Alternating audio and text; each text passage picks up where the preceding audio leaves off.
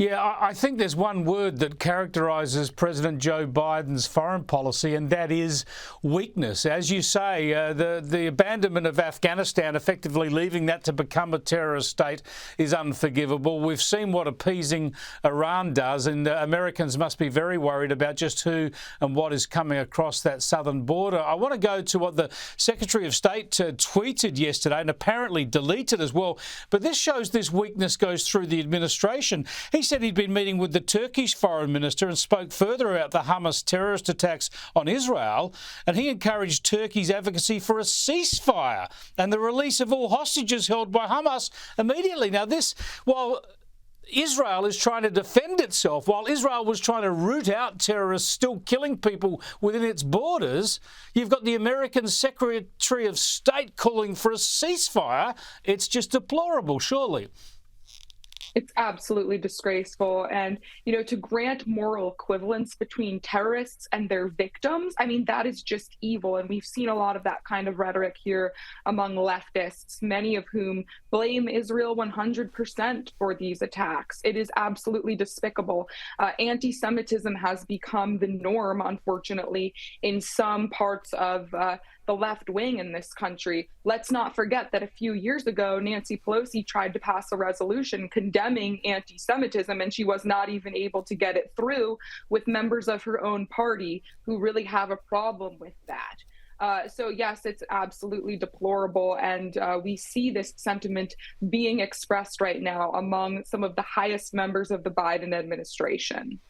Now, foreign policy always plays into the American presidential debate. Whether it's a big factor in the election is another matter. So no doubt this will play into the debate in an election year. But tell me how it's playing out in the US right now, Kristin. We've been horrified by the protests by Palestinian supporters rejoicing at the slaughter of innocent Israelis. You've seen that in the US too? Yes, we have. But I will say I think that's a very small minority of people here when it comes to just normal Americans who look at what's going on in Israel. They're horrified. They're disgusted. We stand with Israel. The people of the United States stand with Israel overwhelmingly. And normally in American elections, foreign policy typically does not play a huge role.